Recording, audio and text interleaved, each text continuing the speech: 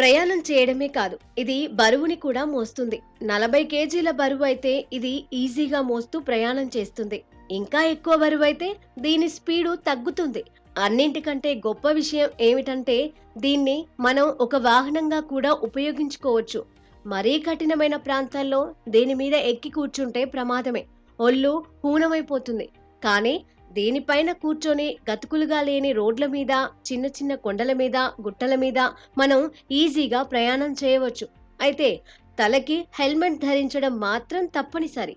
ఆ మధ్య ఆ బోస్టన్ డైనమిక్స్ వాళ్ళు ఇలాంటి 4 కాళ్ల రోబోట్స్ ని తయారు చేసినప్పుడు వాటి గురించి జనం చాలా గొప్పగా చెప్పుకున్నారు. అయితే యూనిట్రీ వాళ్ళు మరింత పవర్ఫుల్ రోబోట్లను తయారు చేస్తున్నారు.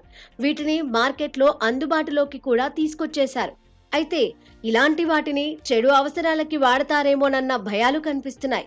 అందుకే వీటి విషయంలో బలమైన చట్టాలు రూపొందుతున్నాయి. యూనిట్రీ వాళ్ళు కూడా ఆ విషయాన్ని ముందుగానే హెచ్చరిస్తున్నారు. చూద్దాం, పాతకాలంలో గుర్రాల మీద రాజులు ప్రయాణం చేసిన విధంగా భవిష్యత్తులో మనమందరం ఇలాంటి రోబోట్ల మీద ఎక్కి ప్రయాణాలు చేస్తామేమో. వెయిట్ చేద్దాం.